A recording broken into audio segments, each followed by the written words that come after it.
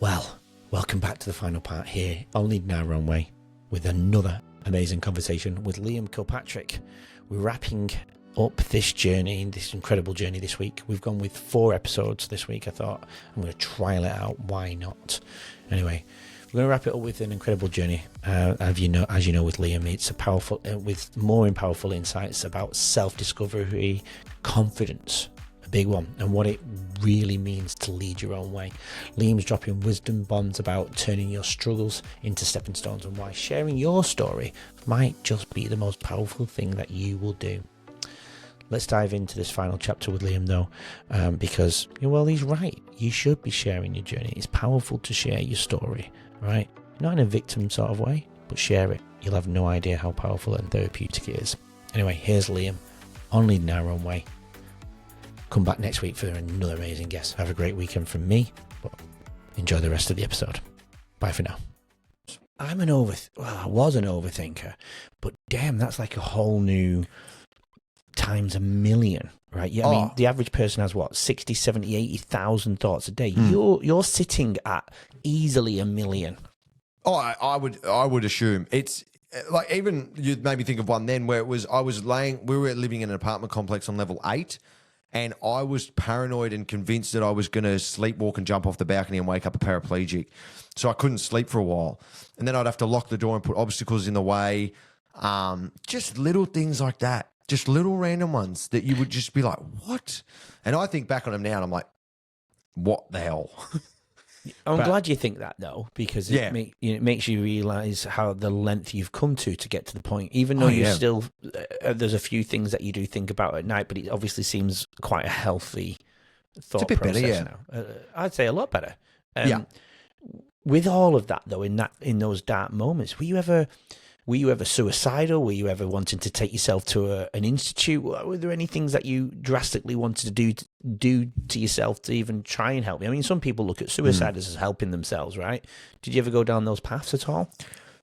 I did get obsessed over suicide, but not like not suicidal. I was terrified that I was going to kill myself. By accident. And then I was also like sort of by accident, but then I would obsess. And I was saying this to a friend today. I was talking about my mental health with him. If there was a pill in that moment that would have taken my life and there was no repercussions, like I couldn't wake up and just be brain dead or like it can 100% kill me, I would have taken that pill, 100%. I used to think about that every single day. Yeah. I was like, if there was a way that I could end all of this, I would do it. But then there would be that little bit of hope going, you'll get through this one day and you're going to help people with it. You're going through this for a reason. Nobody goes through this for no reason. And that was that little voice that kept me fueled and kept me going every single day. But I never planned it. And when I was going through it, I knew that it was wrong. And it used to scare me because I didn't want to do it. But yeah, and then I would get stuck in an obsession where if I had a negative thought, I hear in my head, I'm going to kill myself. So I'd be like, did I kiss her? I'm going to kill myself. I'm going to kill myself. And then I would constantly hear that in my head. But I don't think I wasn't suicidal at that point. It was just an obsession that was stuck in my head, like the devil is real. I just that bit of dialogue in my head was stuck in there for a little while. But I never suicidal in that regard. But if there was a pill that could have taken my life easily, I probably would have taken it in the depths of it. Yeah. Yeah. Wow. Did this any affect any friendships at all? It affected my relationship. Now that I reflect back on it, absolutely. With your partner. Yeah, but not with your friends. No, it brought me and Kirby closer together. My best friend actually not diagnosed me with OCD, but he had OCD, and I opened up to him one day, and he's the one that made me go get checked. That was around that 9-month obsession as well. That was at the end of it, and that's how I got diagnosed. No, there was a lot of friends I didn't tell. There was a lot of friends that had no idea. I just wouldn't answer their calls. Didn't feel it. I was good at putting on a facade, and that was a lot of the time. The thing too is that a lot of people, now that I talk about it, I didn't know that you were going through that. And I would hide it. But Kirby, Jack, one of my best mates, and Byron, one of my good mates, the guy that does the social media that I was telling you about, they all knew what I was going through. Yeah. And they could see it wearing on me. But a lot of other people, I hid it really well. Yeah. Yeah, mate, I get that, because when I was in a dark space, they would have just assumed Andy White was still Andy White, you know. So I totally get that part. But you do come across a very confident guy in the podcast, in your social media. Me and you have always had I feel like when I talk to you on the phone, I feel like I've known you for fucking ages. Yeah, same here. Seriously, like, I love it. And I want everybody to feel that. That's kind of like a goal of mine. When I meet people, I just want them to feel so comfortable immediately, like they've known me for years. So I love that about you. But you do, yeah, of course. But you do look and appear, and I believe is very confident. Was there any point where there was no confidence? Oh, man. My whole 20s up until... Wow. I don't even think I have any. I might put it out there and act as if I do. I don't have much confidence in myself, and it's quite interesting that of late we've gotten a lot of views. I'm getting a lot of messages. A lot of things are happening. I've never felt less confident, and I've doubted myself more than ever right now, which is quite interesting. You doubt yourself more now? Right now. Even though you're getting 3.1 million views, reaching 3.1 million people a month, that doesn't give you confidence. 3.5, that's on with TikTok as well. Again, and then we've got the other platforms, and like, still have no confidence. I've never doubted myself more in my entire life, ever. Wow. And I'm actually been battling that this week, and I can't figure out why. And it's something I'm really interested in, because I've achieved a lot of the goals Kirby and I have achieved a lot of the goals we've set out to do. And I've just never doubted myself more. I don't know what it is, and I can't put my finger on it. Fascinating. And so are you happy to dive into trying to get yourself comfortable with the uncomfortable? Oh, yeah, and that's what I've done ever since I started in real estate, and that's what I've learned, is to get uncomfortable being uncomfortable. And there's so many times now that I've done that, and I've grown from it every time. But I do have I don't know, Kirby would say I have an ego, because I joke around about, like, you know, I'll take selfies and this, and I'll be like, oh, I'm good looking, eh? Like, just as a joke. But, like, I don't actually believe that stuff. And it's quite interesting, and it's weird, and it's something I've been trying to unpack. I can't remember your question. Where was I going with that? I forgot what I said now. I asked about that you appearing so, you are a very confident person, but was there ever a time that there was no confidence? Oh yeah, it's pretty much when it's my whole life. The least confidence I've ever had was when I was going through my OCD really bad, and my relationship with my ex was really bad. Yeah. That was the least confidence I've ever had in myself in my entire life. I'd look in the mirror and hate myself. I would just go, who are you? Like, it was horrible. I'd say I'd probably have a little bit more confidence now, because I've, learned of what we're doing, and I've been able to get over my ex and get over my OCD. Not get over it, I still live with it to this day. But I'd have a little bit more now than I used to. But yeah, I wouldn't say I would definitely portray confidence, but yeah, up here there's not much. There's a lot of self-doubt. Yeah, it's hard, isn't it? Self-doubt is I think you probably, I'm not a doctor or anything, but maybe start writing some things down to train your brain through neuroplasticity of, rewind your neural pathways to think I am. And if every time you think I can't, because you've said it a few times, even like with the podcast, I can't do this, I can't do that. Instead of saying I can't, maybe go with I can't yet. Yes, I have heard you use that. Yep. Yeah, it changes the whole perception of you for yourself, and forget everybody else, just for yourself. It changes the direction of where your visualization will go. Well, all right, I'm going to sit down, like that phone call, that 2-hour phone call. I'm going to sit down and do some editing for 2 hours. It has to be easier after those 2 hours. Even if you're not there where you want it to be, it has to be easier than it was 2 hours previous, right? Yeah. And not just editing, you can transfer that to any part of your life, right? It's fascinating. It's quite interesting. It's just something I'm battling with at the moment. I can't put my finger on it. It's really strange. I don't really know what I need to achieve in order to be confident in myself, and I don't actually think I need to achieve any more in order to do that. I think it's within, and it's probably just a self-talk. Yeah. It's something that I'm dealing with. Keep meeting these fascinating people, mate. And it's one thing hearing it, right? But it's two actually then implementing it into your life. And I think when you implement it into your life, I think you'll chip away at those little things, and you'll get more comfortable with the uncomfortable. Try things that you would never have tried before. I've said this many times, and a neuroscientist is published for 2 weeks' time. And I did it. I do believe I did it before it became fashionable. But one thing that really changed my life was fucking jumping in cold water. Yeah, that would, yeah. Mate, changed my life. I actually did that for a little while. I stopped doing it, but... Do it, man. Well, at the moment, I've been on 3 dates in the last 2 weeks, and they make me more uncomfortable than anything on this planet. That Osher interview was one of the best and biggest highlights of my life and the most nervous I had ever been, and had so much weighing on it and so much behind it. Like his podcast started our podcast and got me through my darkest times. I was still more nervous a week later to go on this date with this girl. I sat with Osher and we did the best interview we've ever done. You didn't look nervous. Oh, yeah. The second we put the mics on, I was ready to go. Like I just, we got taught how to go into sort of like a flow state and to do all of that stuff by a coach that we've got. But on the date with that girl, as the minutes went on, the more nervous I got. And I couldn't get I couldn't get comfortable. So I keep forcing myself to go, because dating is the thing that makes me the most uncomfortable ever. I don't know why, something I'm trying to unpack as well, but dating is something that makes me feel so uncomfortable, and I hate every second of a date. But I keep going. Every time I get invited on one, I'm like, I'm going. Every time I get invited to one. Oh, okay. But every time I'm just this like, good-looking motherfucker right here. but every time I just go, like, all part of me wants to say no, but I'm like, I'm just going to go do it. I've just got to go do it. And I do it. Yeah. And they're not getting easier. The last one I went on was the hardest. Was she hot though? Oh, she was a model. It was unreal. Oh, wow. It was no second date? It was meant to be. It got a little bit weird because of the, I don't know. I feel like something, I don't know. I think something came up on her end with a bit of insecurities with everything that was going on. And I think she realized that I was in the point of my life where I'm not ready to be dating again. Like with the stuff me and Kirby are doing, I'm just not in the position to do it. I don't have the time to give someone. And I think she recognized that pretty quickly and pretty early. And I was pretty vocal and honest with her. But yeah, it's she was good looking. One of those women, like, I don't know, you looked at her face and it was symmetrical and was just perfect, and she had these, like, she was exactly my type.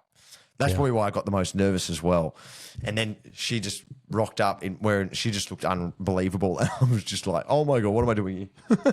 was any of those OCD thoughts of, you know, the touching inappropriate, all of those things, did any of those come back in the date as well, or even after the date?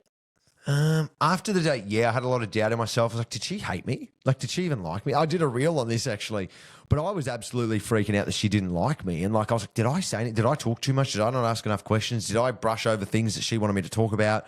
And she doesn't drink. Like, she had one drink and she's told me she's not a big drinker, but I said, do you want another drink? And she said no. So I'm obsessing her. She wants to leave. That was halfway through the date. We were there for 3 hours chatting.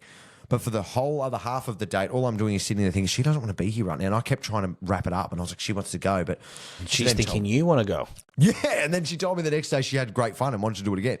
So I was like, there you go. I was like, I just wasted a whole hour and a half of that date obsessing over something that never happened. But that's been like majority of my life anyway, so I'm just used to it. Wow.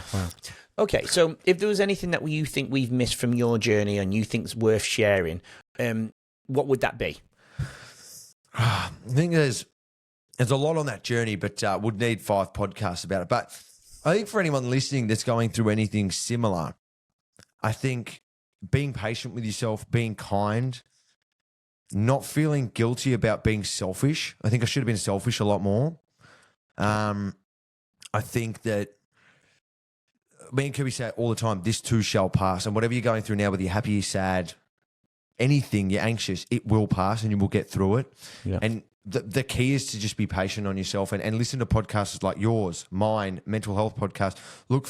They help me more than anything. Like Luke Combs behind us, he was on a podcast with Joe Rogan. I watched that 30 times in a row when me and my ex broke up, every single night. Him talking about his OCD. But just, and I just want people to speak to people. That's why I'm on podcasts like this and I'm doing my podcast and normalising not being normal. Yes. Like, no one is normal. Talk to your friend. Your friends won't care if you open up to them. Like, the only thing that matters, like, the only people that care that you don't think care in your head, all your friends want to hear this. They want to talk to you about it. They want you to be happy. They want you to open up about this stuff. Yeah, message me on Instagram if you have no one to chat to. Like, message yourself, message anyone that you can to just try and chat and just remember that there's no normal. There isn't. Absolutely. Yeah. And another thing is that a lot of people think that with mental health, they have to be diagnosed, be going through something severe, like what I was going through, or a schizophrenic episode or something. They think that they have to be going because there's people going through that, they don't feel confident sharing their story because it might not be, as important or as high risk or anything like that. So no matter what you're going through, share it, because what you're going through is what you're going through and it's all relevant. That's right. Well, and all those emotions you've just said as well, like sadness and fear and anxiety is a byproduct of fear, but all of those things, anger even, these are all survival emotions that reason why we're still here today. Some people call them positive and negative, some people call them desired or undesired emotions, but for me, they're none of them. They're all as equal as the next person. You're gonna be angry at 60, you're gonna be scared at 50, if someone's dying or someone's hurt. That all those emotions they're there to help us. So we've got to sit with them equally, just as the next one, right? So it goes back to your point. Sit through them.